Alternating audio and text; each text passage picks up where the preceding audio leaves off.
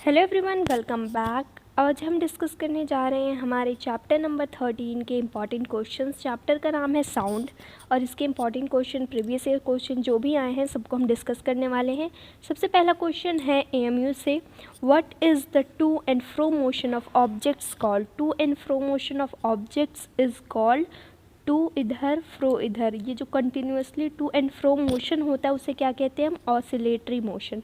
What it is called, oscillatory motion. और इसी को हम वाइब्रेशन के नाम से भी जानते हैं।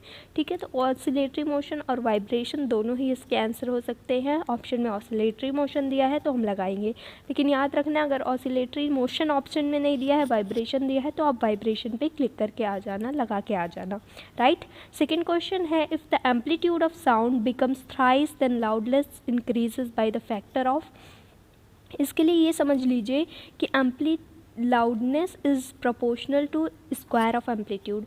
मतलब कहने का है, अगर आपका एम्पलीट्यूड ट्वाइस है, ठीक है, एम्पलीट्यूड इंक्रीज बाय ट्वाइस, तो लाउडनेस जो होगी वो 4 टाइम बढ़ जाएगा। मतलब अगर एम्पलीट्यूड 2 है तो लाउडनेस 4 हो जाएगा, अगर एम्पलीट्यूड 3 है तो लाउडनेस आपकी 9 हो जाएगी। इस तरीके से डबल स्क्वायर होकर लाउडनेस बढ़ती है। तो यहाँ पे देखिए, the amplitude of sound becomes thrice, मतलब एम्पलीट्यूड जो है थ्राइस बोले तो 3 होता है, तो लाउडनेस कितनी से इंक्रीज होगी, loudness will be increase by square. 3 का स्क्वायर क्या होता है, 9। ठीक है, इसका करेक्ट ऑप्शन रहेगा 9। इसी तरीके से अगर क्वेश्चन में दे दिया गया ट्वाइस 2, तो फिर लाउडनेस कितने से इंक्रीज होगी, 2 2 ज़ा 4। ठीक है, इस तरीके से आप क्वेश्चन को सॉल्व करोगे।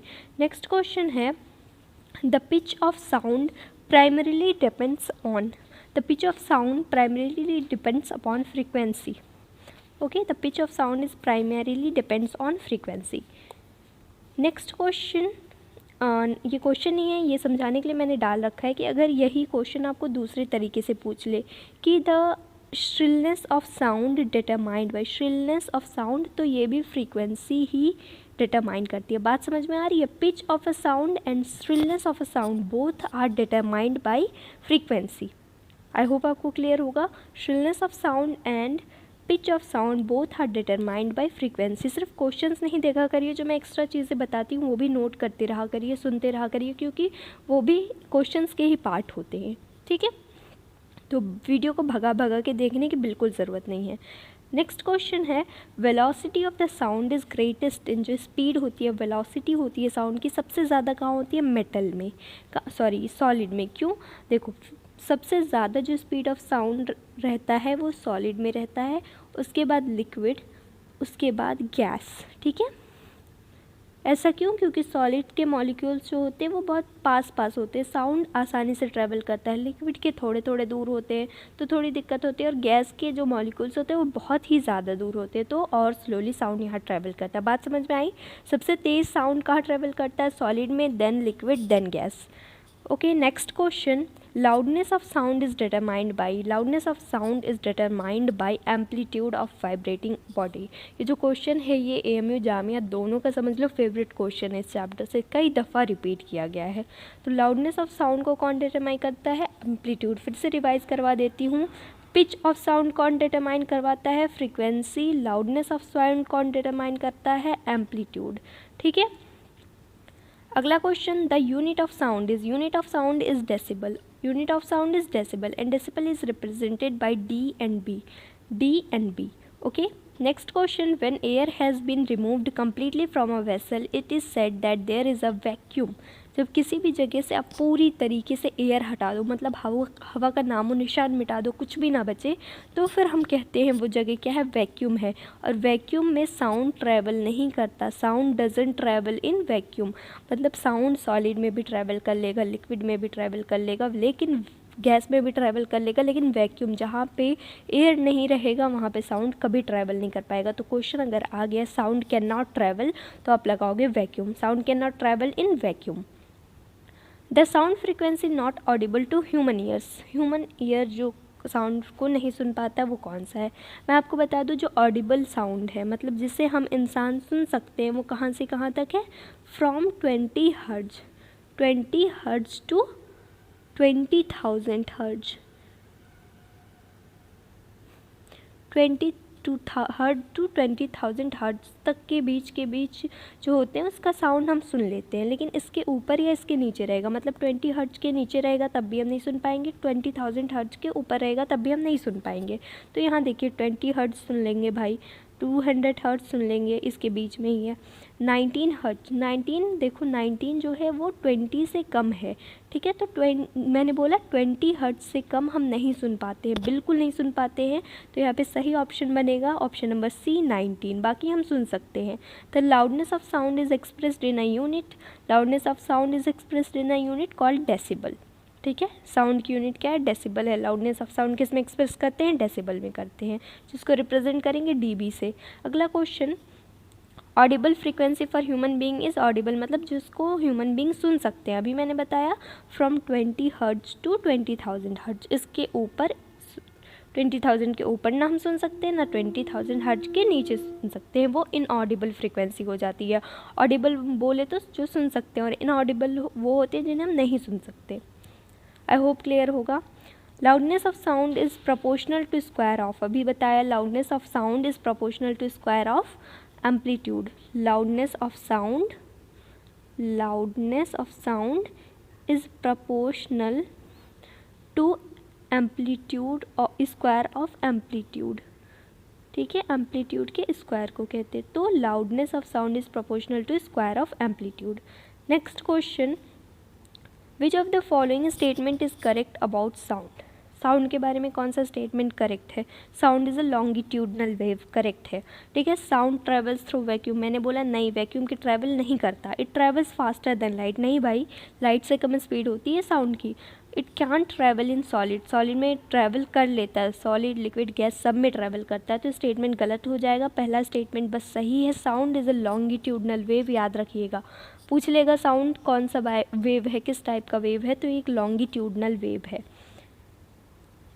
जल्दी जल्दी कवर कर रहे हैं, मैं आपको एक्सप्लेन करने नहीं बैठूंगी लॉन्गिट्यूडनल क्या है, लैटिट्यूडनल क्या है। फिलहाल के लिए बस क्वेश्चन पे फोकस करें, एग्जाम में ज़्यादा दिन नहीं है। Loudness of sound is painful above, मतलब इससे इस डेसिबल के अबव साउंड जाएगा तो वो कानों में दर्द होगा, उनकी वजह से फिजिकली पेनफुल रहता है। जब 80 डेसिबल से अबव जाता है साउंड तो वो फिजिकली पेनफुल रहता है। तो ऑप्शन नंबर बी यहाँ पे सही रहेगा। अगला question, the loudness of sound expresses in a unit is termed as, the loudness of a sound expresses in a unit is termed as decibel. फिर वही भाई कितनी बार रिपीट किया, क्वेश्चन देख सकते हो, दो क्वेश्चन बहुत ही ज़्यादा इंपॉर्टेंट है। एक तो लाउडनेस ऑफ साउंड की यूनिट, एक तो ये है कि loudness of sound is determined by amplitude. Next question, a pendulum oscillates 60 times in a second, what will be it's frequency. एक पेंडुलम 6 सेकेंड में 60 टाइम ऑसिलेट करता है, मतलब इधर जाता है फिर उधर जाता है। तो आपसे पूछा जा रहा है इसकी फ्रीक्वेंसी क्या होगी। इसको फाइंड करने के लिए सबसे पहले हमें ये निकालना है कि 1 सेकेंड में कितनी बार ये ऑसिलेट कर रहा है। यहाँ पे 6 सेकेंड का दिया गया है, तो हमें क्या बताना है, पहले क्या निकालना पड़ेगा। 1 मिनट, पेन का कलर चेंज कर लेते हैं।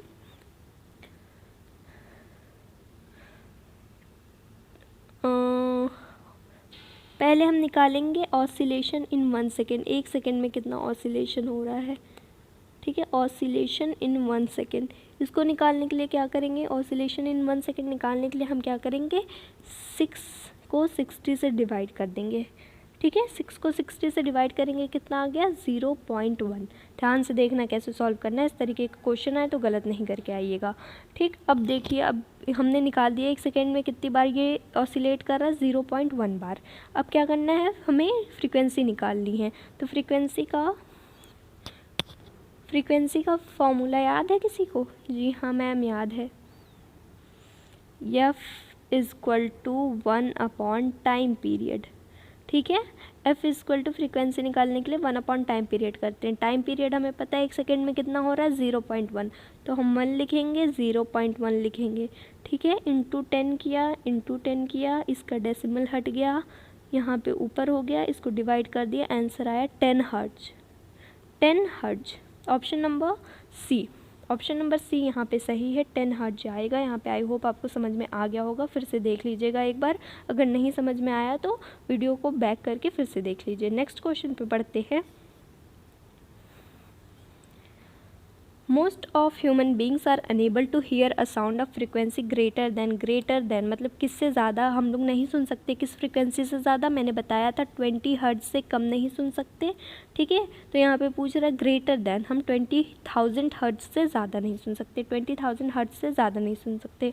अगर कोई भी मिस्टेक बाय ऑप्शन इधर उधर अगर मैंने बोल दिया तो प्लीज़ कमेंट सेक्शन में बता दीजिएगा कि हाँ मैम ये गलत हुआ, क्योंकि रात के बज रहे 3 और जो मैं बना रही हूँ मतलब इतनी ज़ोर की नींद आ रही है, फिर भी मैंने सोचा जल्दी से कंप्लीट करते हैं, 5 तक सब कुछ कंप्लीट कर दें, आप लोग को सारे PYQ मिल जाएं, तो इसलिए मैं बैठी हुई हूँ रात के और मेरे आँखों के सामने यूँ अंधेरा छाया हुआ है, मुझे कुछ समझ नहीं आ रहा। Still I am trying my best, hope you guys understand. अब कोई भी गलती होगी तो आप कमेंट सेक्शन में बिल्कुल बता दीजिएगा मुझे। Year drum is a part of, ear drum किसका पार्ट होता है? It's a part of hearing organ, मतलब ईयर ड्रम का काम क्या है? सुनना, उससे हम क्या करते हैं? सुनते हैं, ठीक है। तो year drum is a part of hearing organ. Next, what causes reverberation? Reverberation पहले मैं बता दूं, जैसे आप कभी बंद रूम में जाओ, कुछ बोलते हो तो फिर आवाज़ कई बार रिपीट करके सुनाई देती है, जैसे हेलो, फिर आवाज़ आती है हेलो हेलो हेलो, इस तरीके से रिपीट होती है आवाज़, एक तरीके से कह सकते हो इको। तो रिवर्बरेशन किसकी वजह से होता है? ये होता है रिफ्लेक्शन की वजह से। जैसे आप यहाँ पे खड़े हो, ठीक है, यहाँ पे एक रूम है, आपने कुछ बोला, आवाज़ ऐसे ऐसे गई, दीवार पे टकराती है, फिर रिफ्लेक्ट होती है, रिफ्लेक्ट होती है, तो वही कई दफ़ा सुनाई देता है। तो रिवर्बरेशन किसकी वजह से होता है? रिफ्लेक्शन की वजह से। अगर यहाँ पे दे दिया रिवर्बरेशन की जगह पूछ लो व्हाट कॉजेज इको, तब भी बोल देना रिफ्लेक्शन की वजह से ही इको होता है, रिवर्बरेशन भी होता है। अगला question, the time period of pendulum is 0.2, calculate इस फ्रीक्वेंसी। यहाँ पे सिंपल सा दिया है, टाइम पीरियड क्या है? 0.2 सेकेंड्स। तो फ्रीक्वेंसी कैलकुलेट करनी है, F equal to 1 time period.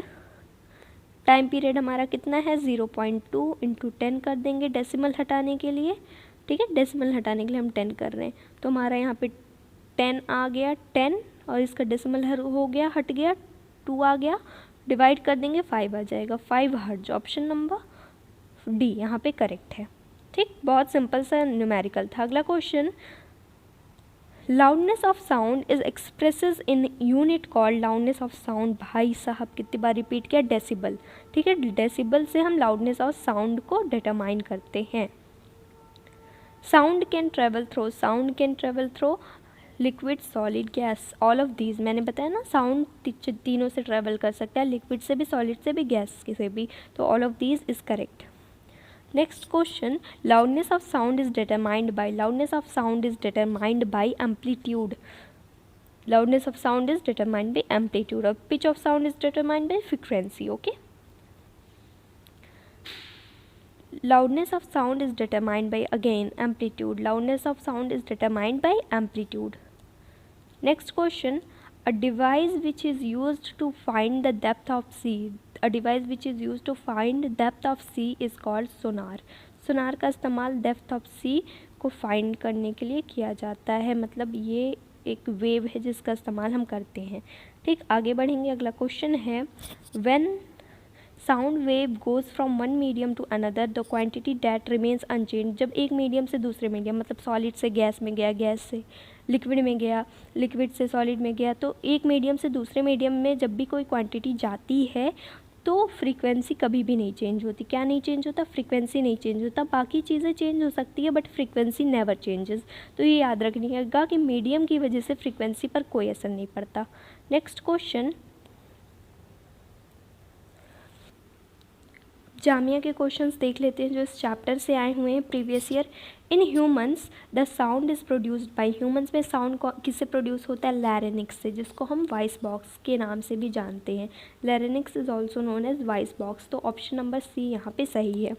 अगला question, the human ear can hear sounds having frequency in range between 20 hertz to 20,000 hertz. तो कहीं लिखा हुआ है ऐसा? 20 hertz to 20,000 hertz. Option number D is correct है, ओके। नेक्स्ट क्वेश्चन, बार बार वही क्वेश्चन रिपीट कर रहे हैं, आपको पता है।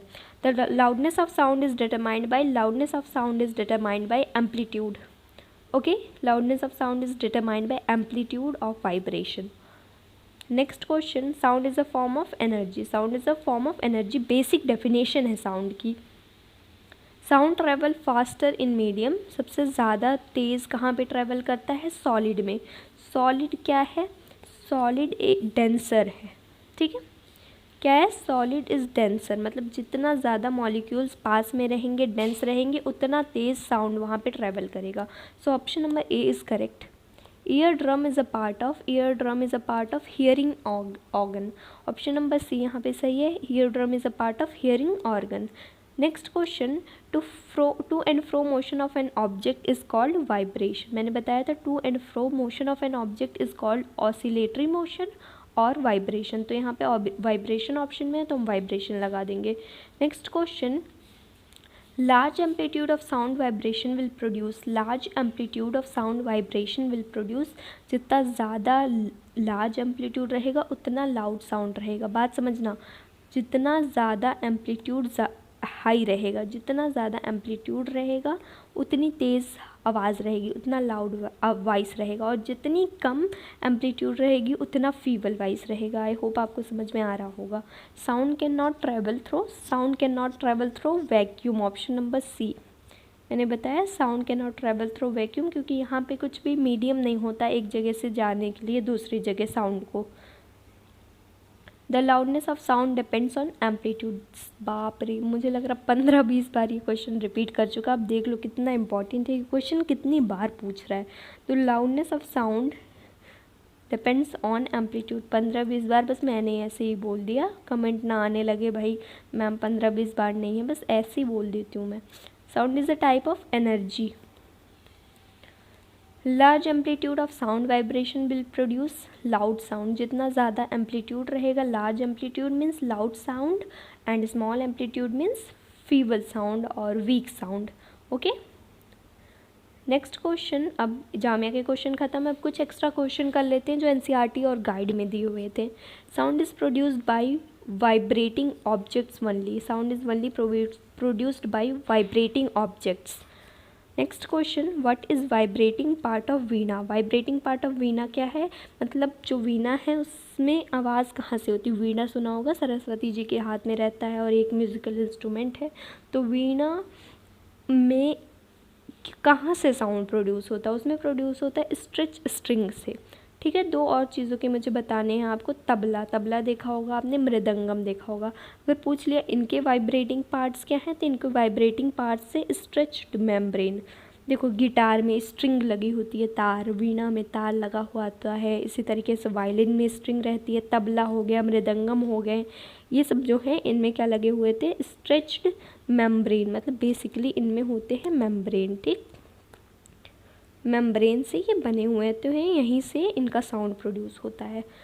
अगला question, name any wind instrument. कोई सा विंड इंस्ट्रूमेंट का नाम बताना है। फ्लूट, जो बांसुरी बजाते हैं वो हवा की वजह से बजता है with the help of wind हम करते हैं, तो वो एक विंड इंस्ट्रूमेंट कंसिडर किया जाता है। अगला question, what are stretched across the voice box और लैरिंक्स। वॉइस बॉक्स या लैरिंक्स के आसपास जो स्ट्रेच रहता है जो पार्ट, उसे हम क्या कहते हैं? उसे कहते हैं वोकल कॉर्ड, ठीक है। यही वोकल कॉर्ड की वजह से कहीं ना कहीं थोड़ा बहुत वॉइस प्रोडक्शन में हेल्प मिलती है, ठीक। The vocal cords in mens are about 20 mm long. जो मेंस के वोकल कॉर्ड होते हैं वो ज़्यादा लंबे होते हैं as compare to womens. Men के होते हैं 20 और वीमेंस के वोकल कॉर्ड होते हैं 15 mm। बात समझ में आ रही है? मेंस के, आदमियों के वोकल कॉर्ड 20 mm रहते हैं, लंबे होते हैं, और वीमेंस के 15 mm रहते हैं, छोटे रहते हैं। Next question, the shape of outer part of year is like. जो हमारे कान का बाहरी हिस्सा उसका शेप कैसा है? फनल की तरह, कुप्पी की तरह, ठीक है। कुप्पी देखा होगा, फनल देखा होगा आपने। ऑयल को एक जगह से दूसरी जगह ट्रांसफ़र करने के लिए उसका इस्तेमाल करते हैं, बाकी चीज़ों में किया जाता है घरों में। तो वो शेप क्या होता है आउटर ईयर का? फनल की तरह है, एक तरीके से छेद है, कुप्पी टाइप का है, ठीक है। द नंबर ऑफ ऑसिलेशन पर second is called frequency. Number of oscillation पर सेकेंड इज़ कॉल्ड फ्रीक्वेंसी। एक सेकेंड में कितना ऑसिलेशन हो रहा उसे हम कहते हैं फ्रीक्वेंसी, ठीक है। ये बहुत अच्छा सा क्वेश्चन है जो अभी तक आया नहीं है, पता नहीं क्यों नहीं आया। बहुत ही कॉमन सा क्वेश्चन है, बहुत अच्छा सा क्वेश्चन है, तो ये क्लियर रखिएगा। नंबर ऑफ ऑसिलेशन पर सेकेंड इज़ कॉल्ड फ्रीक्वेंसी। ठीक है, आगे the unit of frequency it's hertz. Frequency को हम किस में दिखाते हैं, हर्ट्ज में करते हैं। जैसे आपने देखा loudness of sound, loudness of sound को हम किस में दिखा रहे थे, डेसिबल में दिखा रहे थे। फ्रीक्वेंसी को किस यूनिट से करते हैं, हर्ट्ज किससे करते हैं। हर्ट्ज के सिंबल क्या है, H Z, H capital Z small. 1 hertz is equal to कितना होता है, देखो एक चीज़ में समझा दूँ पहले। हमने देखा नंबर ऑफ ऑसिलेशन पर सेकेंड, तो एक सेकेंड में कितना ऑसिलेशन होता है, फिर से सुनना, एक सेकेंड में कितना ऑसिलेशन होता है उसी को हम हर्ट्ज में कह देते हैं। 1 सेकेंड में अगर 1 ऑसिलेशन हुआ तो उसे 1 हर्ट्ज बोलेंगे। 1 सेकेंड में अगर 1 ऑसिलेशन होता है तो उसे हर्ट्ज बोलते हैं, ठीक है। और यहाँ पे पूछ रहा 1 हर्ट्ज इज इक्वल टू एक सेकेंड में एक ऑसिलेशन होता है तो हर्ट्ज होगा। तो अब सोचो 1 मिनट में कितने सेकेंड होते हैं, 60 सेकेंड्स। 60 सेकेंड में कितने ऑसिलेशन होंगे, 60 वाइब्रेशन। तो इसका सही ऑप्शन होगा 60 वाइब्रेशन पर मिनट। ध्यान से एक बार सुन लो, देखो क्या होता है कि 1 हर्ट्ज क्या होता है, 1 हर्ट्ज मीन्स 1 ऑसिलेशन पर सेकेंड। एक सेकेंड में एक ऑसिलेशन होता है तो हम उसे हर्ट्ज कहते हैं। बात सुनना, 1 हर्ट्ज क्या है, 1 ऑसिलेशन पर सेकेंड, ठीक है। एक सेकेंड में एक ऑसिलेशन होता है, डैट इज़ कॉल्ड 1 हर्ट्ज। तो यहाँ पे आपसे पूछ रहा था कि 1 हर्ट्ज कितना होगा, ऑप्शन में सेकेंड में नहीं दिया, मिनट में दिया है। तो हम देखेंगे 1 मिनट में कितने सेकेंड होते हैं, 60 सेकेंड्स होते हैं। और पर सेकेंड के ऑसिलेशन को हम 1 हर्ट्ज कहते हैं। तो यहाँ पे 60 वाइब्रेशन पर मिनट इज़ हर्ट्ज।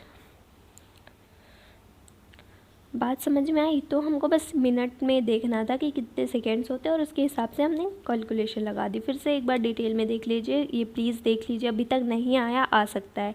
हर्ट्ज का सिंबल एच जेड है और 1 हर्ट्ज कितना होता है, एक सेकेंड में कितना ऑसिलेशन होता है, 1 ऑसिलेशन पर सेकेंड इज कॉल्ड हर्ट्ज। अगर आपसे इस तरीके का MCQ आ गया कि if an object oscillate 20 times, NCERT का है, अगर कोई ऑब्जेक्ट एक सेकेंड में 20 बार ऑसिलेट कर रहा है, एक सेकेंड में 20 बार ऑसिलेट कर रहा है, तो उसकी फ्रीक्वेंसी क्या होगी आपको बताना है। एक सेकेंड में 20 बार ऑसिलेशन कर रहा है, हम देख रहे हैं एक सेकेंड में जितना भी ऑसिलेशन होगा उसे हम कह देंगे हर्ट्ज। तो यहाँ पे 20 बार ऑसिलेशन हो रहा है तो हम क्या बोलेंगे, 20 हर्ट्ज। बात समझ में आ रही है। एक सेकेंड में कितनी बार ऑसिलेशन हो रहा है, बस वही। अगर आपसे पूछ ले, आपको दे दे MCQ कि 1 सेकेंड में, एक सेकेंड में 30 बार ऑसिलेशन हो रहा है, एक सेकेंड में 30 बार ऑसिलेशन हो रहा है, तो 30 एच जेड बोल देना। सिर्फ जितना भी एक सेकेंड में होगा वो उतने में हर्ट्ज हो जाएगा। ध्यान रखना, एक सेकेंड की बात हो रही है, ठीक है। अगला question, the frequency of subsonic sound is. पहले देख लेते हैं, 3 कैटेगरी के साउंड होते हैं। पहला तो है सबसोनिक, ठीक। सबसोनिक कौन से हैं, जिन्हें हमारे कान नहीं सुन पाते, जो मैंने बताया 20 हर्ट्ज से कम जो होते हैं ना, वो सबसोनिक होते हैं। लेस देन 20 हर्ट्ज होते हैं वो सबसोनिक होते हैं। इसके बाद आते हैं सोनिक, ठीक है। इसके बाद आता है सोनिक, ये वो होते हैं जिसे हम इंसान सुन सकते हैं। कहाँ से कहाँ तक सुन सकते हैं, 20 से लेके 20,000 तक हम सुन सकते थे। एक होता है अल्ट्रासोनिक, अल्ट्रासोनिक वो होता है जो 20,000 हर्ट्ज से भी ज़्यादा हो। बात समझ में आ रही है। सब सोनिक क्या है, लेस देन 20 हर्ट्ज। सोनिक क्या है, बिटवीन 20 to 20,000 हर्ट्ज। अल्ट्रासोनिक क्या है, मोर देन 20,000 हर्ट्ज, ठीक है। तो यहाँ पे सब सोनिक कौन सा है, लेस देन 20 हर्ट्ज, ठीक है। सबसोनिक, सोनिक एंड अल्ट्रासोनिक याद रखना। The sound in the Audible range is called. Audible range कौन सा होता है जिसे हम सुन सकते हैं, तो मैंने अभी बताया ऑडिबल रेंज कौन सा होगा, सोनिक साउंड, जो 20 से लेके 20,000 हर्ट्ज के बीच में था, तो वो ऑडिबल रेंज होता है। सोनिक और इनऑडिबल कौन से होते हैं, अल्ट्रासोनिक और सबसोनिक जो साउंड्स होते हैं वो इनऑडिबल रेंज ऑफ साउंड्स है। Next question, the maximum displacement of a body from its main position is called amplitude. The maximum displacement of a body from its main position is called amplitude. Next question, vibration is also known as oscillatory motions. Vibration is also called as oscillatory motion. An ultrasound equipment works at an ultrasound equipment works at higher than 20,000 hertz. An ultrasonic equipment work higher than 20,000 hertz. बात समझ में आ रही है?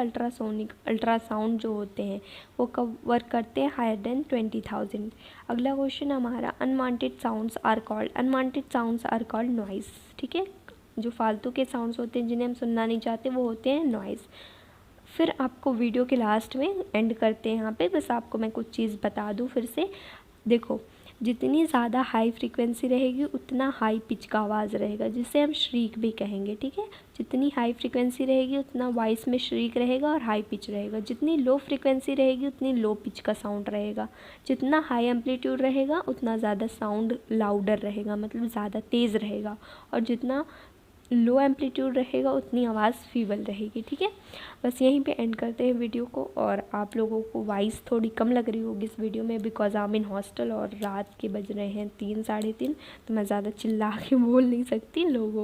लोग इकट्ठा हो गए मुझे पीटना स्टार्ट कर देंगे. So thank you everyone, have a good night, bye bye.